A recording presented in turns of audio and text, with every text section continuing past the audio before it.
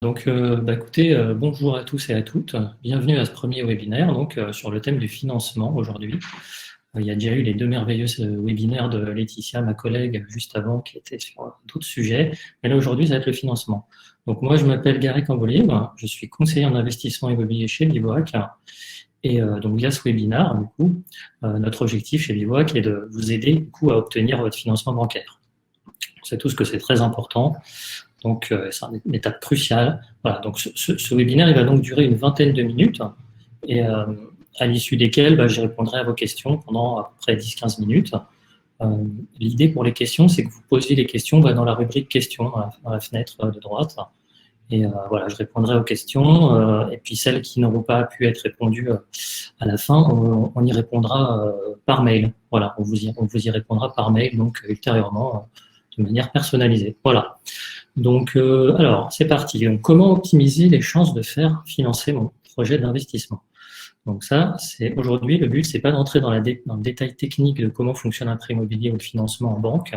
On va y aller un tout petit peu. Le but, c'est vraiment de vous donner des astuces, des tips pour vraiment essayer d'optimiser vos chances, d'augmenter vos probabilités finalement d'avoir votre financement.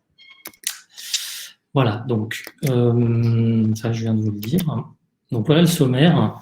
Donc le sommaire, il y a plusieurs parties, 4 parties. Déjà, on va dire à quoi ça sert, pourquoi aller vers une banque pour se faire financer. C'est essentiellement les banques qui vont pouvoir vous financer en 99% des cas, on va dire, votre projet.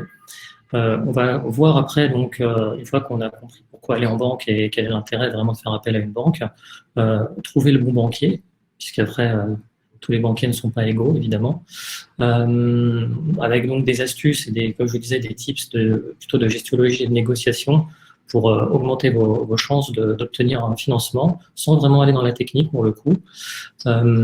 Après, du coup, on va aller un peu dans la technique dans le chapitre 3 pour évaluer son dossier, qui s'appelle évaluer son dossier. Donc là, on va aller un petit peu dans les scorings bancaires, ce qu'on appelle le scoring bancaire, donc je vous expliquerai ça tout à l'heure. Voilà. Et enfin, on parlera encore un peu de choses plus méta, on va dire, plus voilà, sur l'optimisation, améliorer ses probabilités encore plus d'obtention d'un prêt. Voilà. Alors, pourquoi aller vers une banque? Donc ça, on y a déjà répondu dans un des séminaires un peu de Laetitia juste avant. Pourquoi aller vers une banque? Tout simplement pour profiter de l'effet de levier bancaire, si on peut résumer ça à ça. Tout simplement, il y a plusieurs avantages. Donc évidemment, le fait que le levier bancaire, c'est quoi? C'est, comme le démontre le schéma, on amène une somme comme 10 000 euros par exemple, et la banque va à l'heure actuelle vous prêter jusqu'à 100 000 euros, on va dire à peu près. Ça permet de faire une sorte de x10 par rapport à ce qu'on amène et donc de se positionner sur des projets qui ne seraient pas du coup sinon accessibles. Donc la banque, l'immobilier de manière générale, valeur refuge, ça on le sait déjà, on en a parlé, et Laetitia en a déjà bien parlé dans son séminaire précédent, d'ailleurs que je vous invite à aller voir si vous ne l'avez pas déjà visionné. Moi je voulais aussi vous parler d'un autre avantage de l'effet de levier, donc c'est la protection contre l'inflation. Donc ça, très simplement, ça veut dire que quand vous allez devoir rembourser 500 euros de mensualité tous les mois, par exemple, eh bien, même si l'euro perd de la valeur dans le temps, avec l'inflation, eh bien vous remboursez toujours que 500 euros.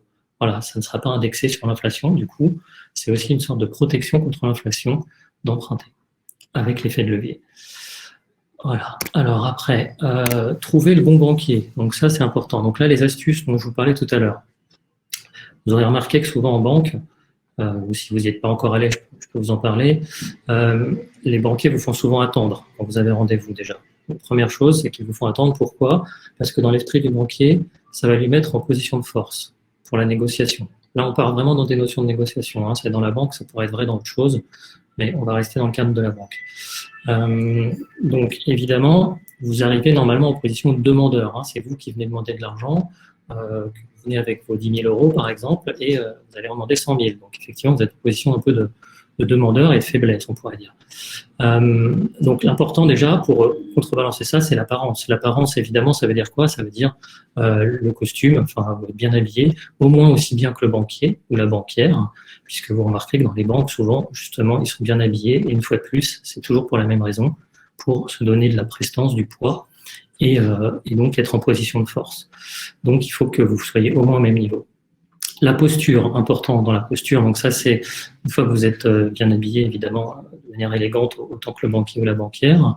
La posture est importante. La posture, c'est tout simplement se tenir droit, regarder dans les yeux la personne quand on lui parle, ne pas trop s'agiter avec les mains, ne pas se mettre en arrière dans son siège. Voilà, avoir une posture de quelqu'un qui est impliqué, ferme, déterminé. Voilà, pour ça, vous pouvez voir un peu la gestiologie des hommes politiques lors des discours. Ça vous donnera des bonnes astuces pour être dans cette dynamique. Le positionnement environnemental, très important aussi. Vous remarquerez souvent quand vous allez dans une agence que quand vous allez vous asseoir, les chaises qui vous sont réservées sont contre la porte d'entrée. C'est-à-dire que le banquier, lui, va être bien au fond de son bureau, il va avoir une cloison derrière lui, un mur, et puis vous, de l'autre côté de la table, vous allez avoir la porte d'entrée derrière vous, la porte d'entrée de son bureau. Alors ça, de manière psychologique, c'est une fois de plus un ascendant, c'est-à-dire que ça va décrédibiliser, atténuer, voire minimiser un peu vos paroles. Hein, parce que c'est naturel, ça a été démontré dans la psychologie sociale, que quelqu'un qui est devant une porte d'entrée, donc du coup, aura moins de poids que celui qui sera au fond de son siège, au fond du bureau, derrière la table. Donc pour ça, là, une petite astuce, essayez de décaler la chaise, ne pas avoir la porte en gros d'entrée du bureau du banquier derrière vous. Voilà. Quand il vous regarde, il ne voit pas la porte d'entrée derrière. Ok.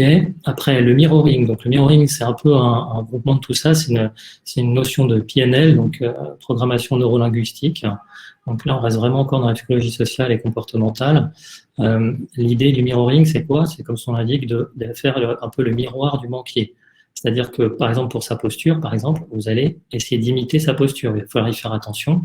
Donc, c'est important d'y faire attention en même temps qu'on parle. C'est pour ça que c'est pas facile forcément, mais en tout cas, si vous le faites, vous verrez des résultats qui seront vraiment probants et ça augmentera drastiquement vos chances d'obtenir le financement, puisque comme vous le savez, peut-être dans la communication, le non-verbal est bien plus important que le verbal. Donc voilà, donc le mirroring, le banquier inconsciemment, si vous appliquez cette technique, va se dire que vous lui ressemblez, puisque vous mirrorez, donc vous faites comme un miroir tous ces gestes, et que du coup, le lien sera plus facile à être établi entre vous, et il sera plus enclin à vous donner ce que vous souhaitez. Voilà, c'est une technique qui marche un peu dans tous les domaines.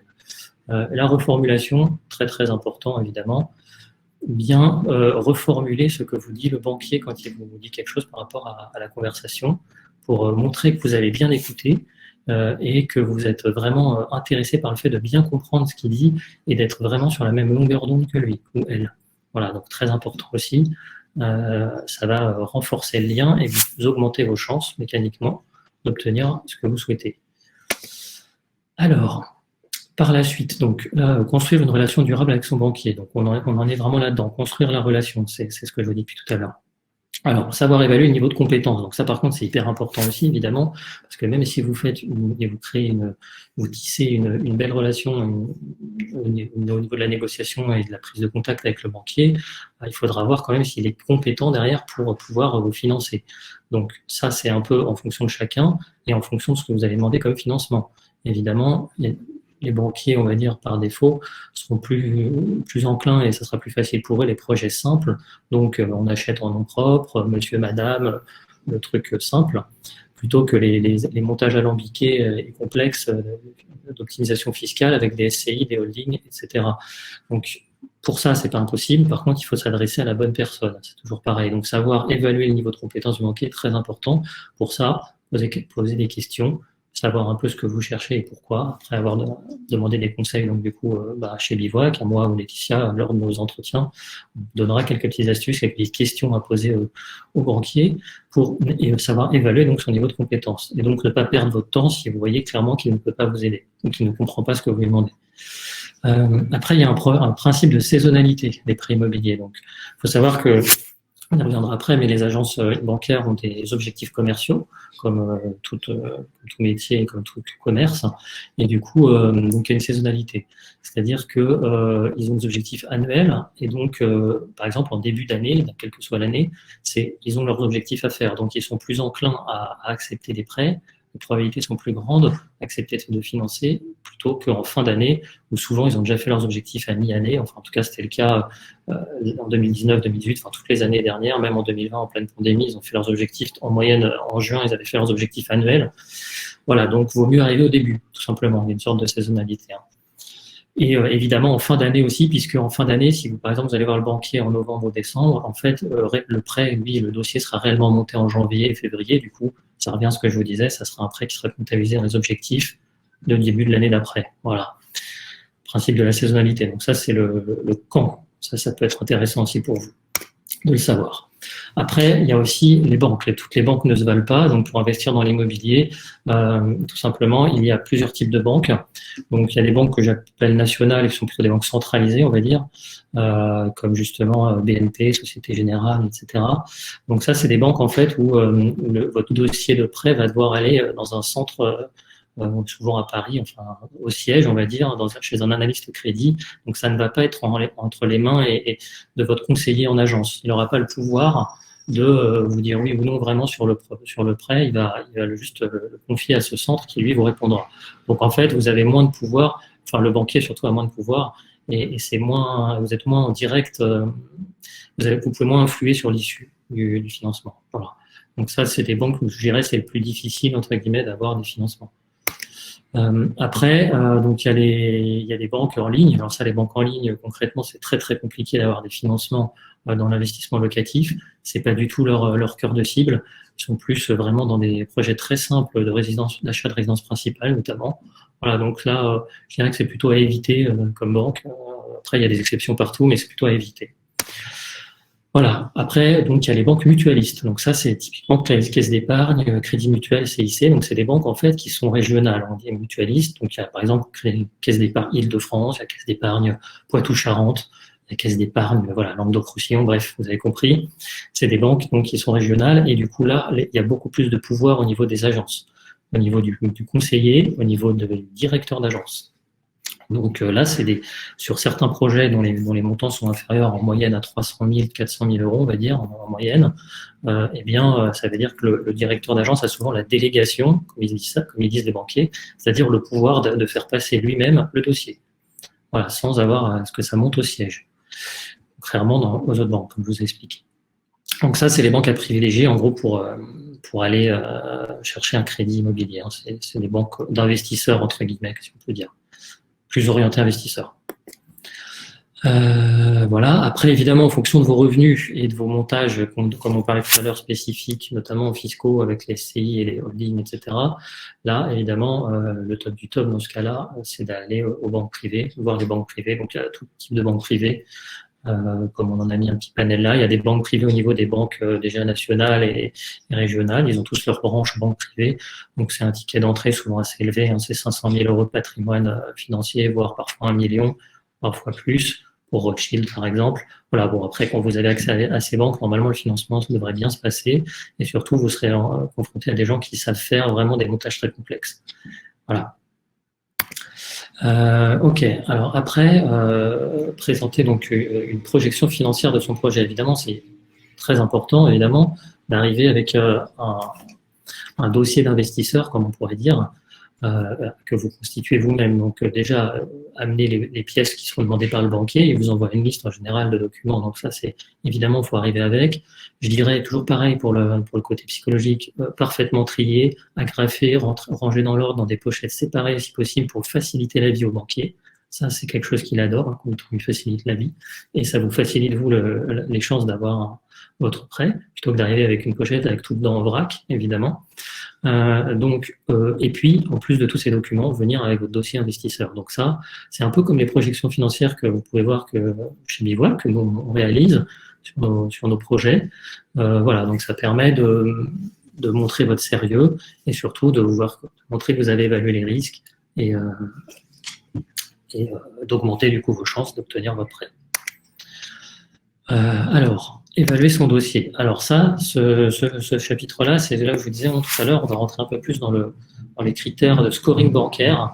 C'est un bien grand mot, mais en gros, ça veut dire que en fait, en fonction de votre situation, quand vous arrivez dans la banque, ils vont vous scorer, ils vont vous mettre une note en fait, hein, un peu comme à l'école. Il y a les bons profils et les moins bons profils.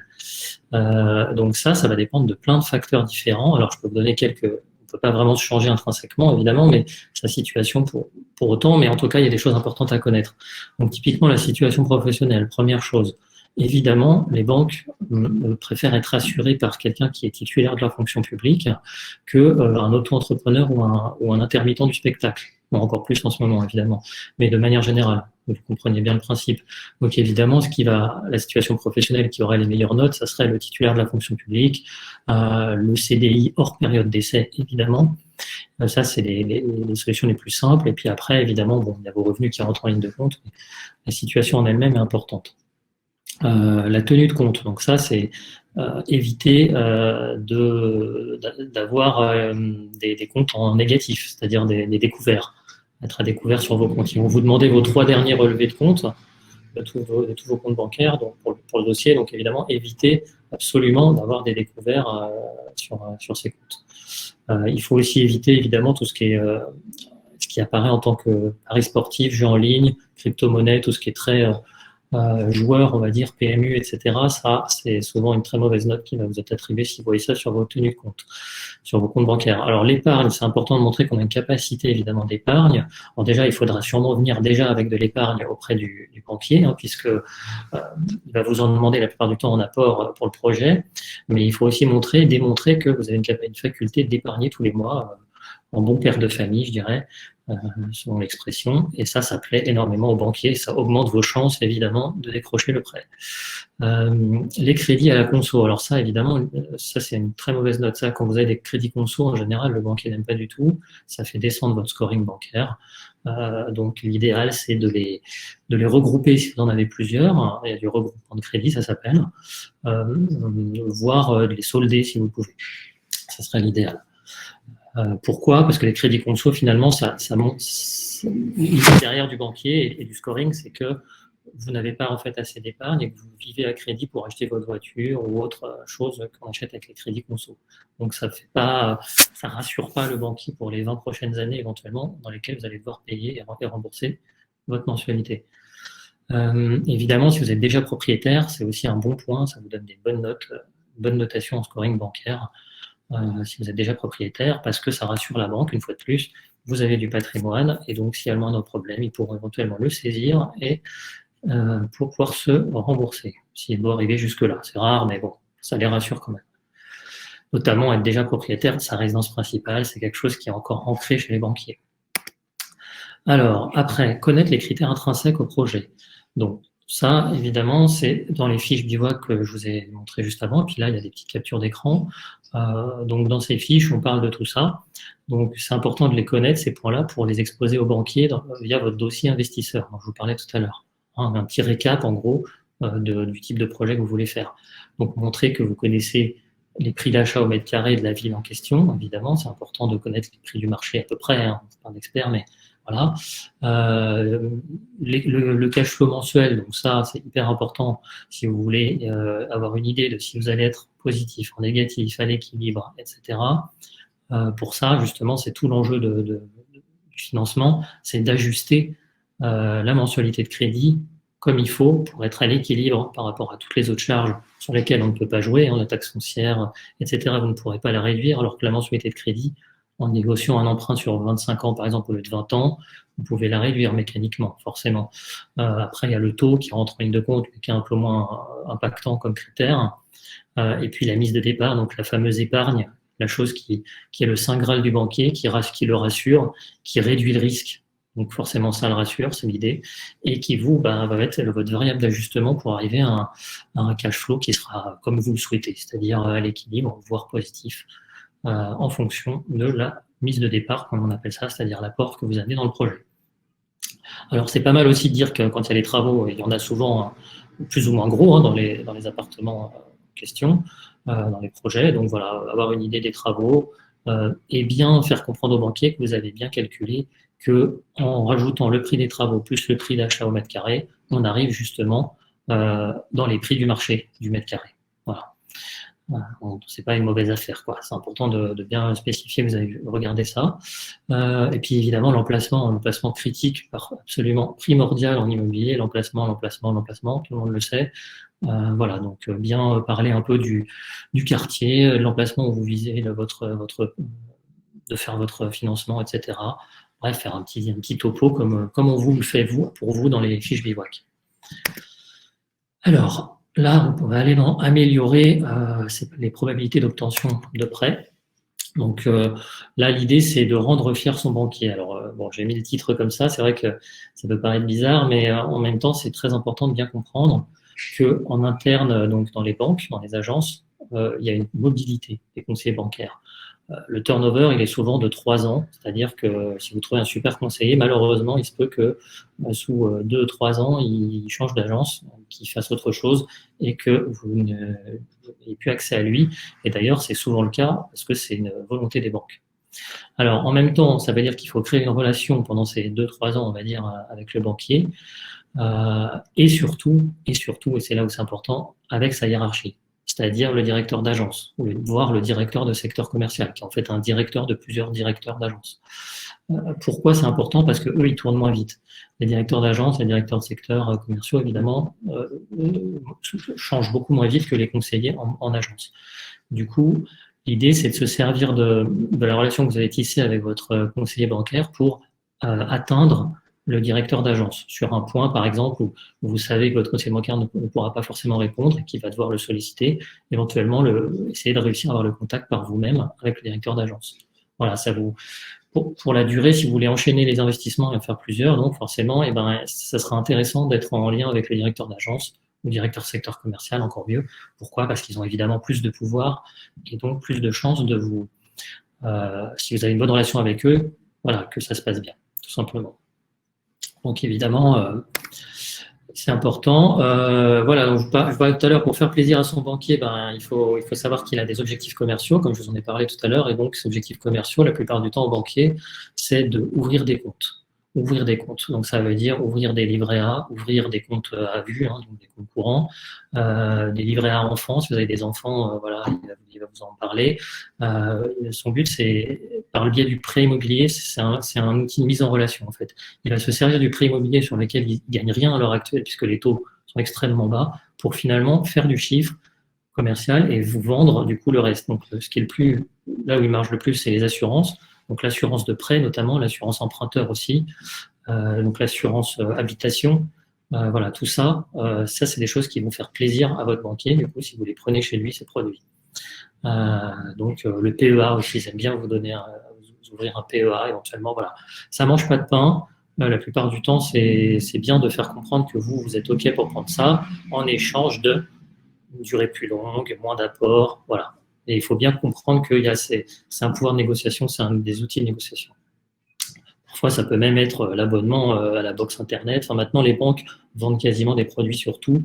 Donc, garantie portable cassée, volée, etc. On peut vraiment aller loin. Donc, pour faire plaisir à votre banquier, il y a pas mal de produits que vous pouvez lui prendre qui lui feront très plaisir. Enfin, les cadeaux, donc ça c'est quand vraiment vous avez réussi à bien tisser une bonne relation, la boîte de chocolat, les choses comme ça à Noël, par exemple, voire même pour son anniversaire, si vous êtes allé aussi loin dans la connaissance de votre banquier. Alors, c'est aussi pour cette raison d'ailleurs qu'il tourne tous les 3 ans, justement parce que au bout d'un moment, sinon, si la relation peut être trop proche, vous êtes trop proche de votre banquier, il y a un risque de biais de décision justement par rapport à la banque, et du coup, c'est pour justement limiter ce risque. Il y a une mobilité bancaire de 3 ans, donc, tous les 3 ans, les conseillers en agence changent. Donc voilà, c'est quelque chose à connaître, à savoir, à utiliser pendant la période où c'est possible, tout en sachant que ça ne sera pas à vie. Voilà. Bon, très bien. Du coup, là, je pense qu'on a fait le tour. On a débordé un petit peu. Ça fait 26 minutes qu'on a commencé. Donc, en guise de conclusion, ce qu'on peut dire, c'est que on peut dire que le facteur humain, du coup, il est primordial afin de pouvoir bénéficier du formidable effet de levier bancaire permis par le prêt immobilier. L'important, c'est de savoir du coup comment pense un banquier, comment il fonctionne une banque aussi à l'intérieur de voilà. Et ça, j'espère que ça devrait vous aider. Normalement, on espère que ça devrait vous aider à obtenir votre accord de financement. Voilà. J'espère que ce webinaire du coup vous a plu. Maintenant, je vais prendre 15 minutes pour répondre aux questions. J'en profite d'ailleurs pour vous parler effectivement du prochain webinaire donc, que j'animerai aussi sur la fiscalité, qui est un point aussi vaste et très complexe et très intéressant, puisque très important, parce que même si vous avez le financement, si vous le faites sous le mauvais régime fiscal, ça peut être désastreux. Voilà, donc maintenant je vais répondre aux questions. Alors, voyons voir. Alors, j'ai une question de Vivien que je prends là, je prends un peu au hasard, je vous avoue. Alors, un avis sur les financements à 110% sont-ils à plébisciter? Alors, le financement à 110%, tout est possible, hein, c'est toujours possible. Je ne vais pas vous dire que c'est impossible, je veux dire que c'est moins probable. C'est-à-dire qu'à l'heure actuelle, nous, on a plutôt constaté que les banques demandaient 10-15% d'apport plutôt que être OK pour vous financer à 110%. Parce que vous financez à 110%, ça veut dire que la banque prend un risque. Ils n'aiment pas trop le risque, surtout en ce moment. Ça veut dire concrètement qu'ils vous prêtent les frais de notaire, en gros, et même les frais bancaires. C'est ça les 10%. 8% de frais de notaire et 2%, on va dire, de frais bancaires. Ce qui veut dire que si demain vous avez un problème et que vous ne pouvez pas rembourser et qu'ils saisissent le bien pour le revendre, ils ont perdu ces 10%, ils les récupéreront jamais. Donc c'est un risque quand même assez élevé pour la banque. Donc vous pouvez toujours essayer de les demander. Souvent, il faut mettre vraiment faire vraiment très plaisir à votre banquier, comme je vous disais dans le webinaire, pour que ça se passe bien, c'est-à-dire mentir carrément de l'assurance vie chez lui ou voilà, prendre des produits pour pouvoir y avoir accès à ce fameux 110%. Donc oui, Jérôme, si crédit auto à 0%, utile ou pas de rembourser pour obtenir un crédit? Non, si vous endette pas, si votre crédit auto, votre crédit conso ne vous endette pas, parce qu'il est à 0%, non, dans ce cas-là, c'est pas très grave. Après, ça dépend. Voilà, ça dépend aussi de votre situation et de vos revenus. Donc, je peux pas vous dire. Mais disons que l'idée, c'est quand même d'essayer de n'avoir aucun crédit en cours. Vous serez dans une situation optimale pour pouvoir demander de l'argent à la banque. Alors, pareil, vu les taux bas, c'est mieux d'emprunter au max et mettre le moins d'apport possible. Ça dépend, puisque les taux sont bas, effectivement. Après, ça dépend donc du flot de trésorerie, du cash flow, le fameux, que vous souhaitez obtenir à la fin, tout simplement. Donc, c'est une question qui est un peu compliquée à répondre, du coup. C'est toujours mieux d'emprunter au max et de conserver votre épargne, mais pour en faire quoi? C'est ça la bonne question. Si vous en faites rien et qu'elle dort sur un livret A, autant la mettre sur un projet immobilier avec nous à 6-7%, vous voyez. Voilà. C'est une question à réfléchir plutôt dans, dans cet axe-là, je pense. Alors après, une autre question. Alors Lionel, est-il possible de se faire financer si on est résident fiscal en Allemagne? Alors, oui, nous, on fait pas mal de projets avec des résidents fiscaux à l'étranger, donc des expatriés, alors en Allemagne et ailleurs, d'ailleurs, même en Chine, un peu partout. Quelle banque? Alors, ce qu'on conseille, nous, pour les expatriés, c'est plus des banques, leur banque, en fait. Vous avez une banque française en tant qu'expatrié, et c'est quasiment 9 fois sur 10 dans cette banque que vous allez pouvoir avoir le prêt. Alors après, ils vous demanderont probablement plus d'apport qu'un résident fiscal français. Souvent, c'est 30% plutôt que 15%, ce qui répond à votre question, quelles conditions d'apport. Une fois de plus, c'est des lignes directrices, ça peut être différent, mais de manière générale, c'est ça. Voilà. Et effectivement, si vous pouvez mettre d'autres biens immo ou de l'assurance vie en nantissement, vous avez bien compris que ça fera très plaisir au banquier, ça rassurera sur le risque et sera d'autant plus enclin à vous prêter ou à avoir des meilleures conditions. Ok. Alors après, je vais prendre un peu au hasard. Si on a déjà un crédit sur un premier projet tout en étant encore en capacité de demander un second crédit, est-ce qu'il est possible et intéressant de demander un nouveau crédit qui rachète aussi l'ancien? Oui. Ah oui, je crois que je comprends ce que vous voulez dire. Donc effectivement, ça c'est le rachat de crédit, ça s'appelle. Donc c'est très intéressant de faire ça. De toute façon, normalement le banquier va vous en parler. Hein. C'est-à-dire que le banquier, lui, pour revenir sur ce que je disais tout à l'heure, il veut capter la relation générale totale avec vous. Il veut de l'exclusivité de votre relation. Ce qui veut dire que si vous avez déjà un crédit en cours sur un premier projet dans une banque A et que vous allez voir une banque B, la banque B vous demandera quasiment systématiquement de racheter le crédit que vous avez dans la banque A, si évidemment c'est intéressant de le faire. Donc ça c'est quelque chose, c'est une question qui se pose vraiment à chaque fois. Et effectivement, vu que les taux sont bas à l'heure actuelle, de toute façon, c'est intéressant de racheter, puisque surtout si vous avez un taux moins élevé, évidemment, au niveau du rachat. Si vous avez un crédit à 2 et quelques pourcents, là, vous pouvez peut-être le faire racheter en fonction de sa durée restante à 1%, vous voyez, par exemple. Donc, effectivement, bien sûr, c'est intéressant. parce que ça va déjà faire plaisir au banquier, une fois de plus, on revient toujours à ça, faire plaisir au banquier. Il va capter donc un autre crédit chez vous, et en plus, du coup, ça va vous permettre d'emprunter plus, puisque ça va réduire votre taux d'endettement, puisque vous allez racheter à un taux inférieur à celui que vous aviez avant sur votre premier projet. Donc tout le monde est content finalement. Quelle assurance emprunteur demander pour le crédit locatif? Écoutez, ça, une fois de plus, comme je vous ai dit dans le séminaire tout à l'heure, dans le webinaire, l'assurance emprunteur, ça fait très plaisir au banquier que vous la preniez chez lui. Voilà, ça c'est un truc à savoir. Vous aurez beaucoup plus facilement le crédit si vous le prenez chez lui. Effectivement, il y a une loi de délégation, de droit de délégation sur l'assurance, ce qui veut dire qu'en gros, vous n'êtes pas obligé normalement de prendre l'assurance emprunteur dans la banque. Mais évidemment, si vous voulez aller faire des infidélités à la banque et prendre votre assurance ailleurs, eh ben, vous aurez des moins bonnes conditions souvent, voire même parfois la banque ne voudra pas vous prêter. Voilà. Donc, une petite astuce, c'est de plutôt, si vous êtes un peu limite sur le crédit et sur vos conditions, faire plaisir au banquier une fois de plus. Et après, il faut savoir que vous avez le droit, tous les ans à date anniversaire, de changer votre assurance emprunteur. Voilà, pour une autre hors de la banque. Par contre, ça ne fera pas plaisir au banquier, évidemment, quand vous allez lui annoncer ça. Donc, si vous voulez enchaîner les prêts dans la même banque, autant dire que ça va être plus compliqué par la suite. Voilà. Alors, Christelle, HCSF a mis une nouvelle recommandation en janvier 2021, oui, concernant les investissements locatifs, effectivement. Depuis, est-ce que les banques sont réticentes à procéder à la méthode du différentiel pour le calcul du taux d'endettement? Oui, alors ça, j'en ai pas parlé tout à l'heure, c'est un peu plus technique, parce qu'on était plus sur la notion relationnelle, humaine et les tips de comment fonctionne une banque, etc. Le calcul différentiel, effectivement, il tend à disparaître, on va dire, hein. C'est-à-dire que le calcul différentiel, c'est la compensation par vos loyers des charges, et après, en fonction de si vous êtes en positif ou négatif, ça vous rapporte de l'argent, enfin, et sinon vous êtes endetté. Donc ce calcul il tend à disparaître, puisqu'il y a eu trop d'abus sur ça, notamment en 2019-2018. Donc le HCSF, donc le Haut Commissariat à la stabilité financière, effectivement, a fait de nouvelles recommandations sur ça. Donc, il y a toujours des exceptions. Ils ont un droit de dérogation, de déroger à la règle à peu près dans les banques de 20% de leur compte. Donc voilà, si vous faut faire partie des 20%, je dirais, il faut toujours faire plaisir aux banquiers, comme je dis tout à l'heure, et faire partie des heureux élus qui auront le droit à un calcul différentiel pour leur projet. Alors, bonjour Charlotte, est-ce obligatoire de prendre une assurance? Alors, il y a plusieurs assurances en fait même qui sont obligatoires. En vrai, la loi dit que non. Mais aucune banque sur le papier concrètement ne vous prêtera si vous n'avez pas d'assurance emprunteur. Je parle de l'assurance emprunteur. L'assurance emprunteur, c'est l'assurance sur vous, sur votre santé, sur votre personne physique. Donc, l'assurance emprunteur, elle va être plus chère si vous avez des problèmes de santé. C'est un peu l'idée. Et celle-là, d'après la loi stricto sensu, elle n'est pas obligatoire. Mais aucune banque à l'heure actuelle, à l'heure d'aujourd'hui, ne vous prêtera si vous n'êtes pas assuré avec une assurance emprunteur. Et une fois de plus, faire plaisir au banquier, ça veut dire prendre l'assurance emprunteur chez lui.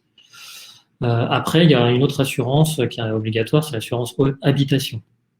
Ça sera l'assurance, en gros, incendie, accident, risque de dégâts des eaux, etc., sur le bien immobilier que vous allez acheter grâce à votre prêt.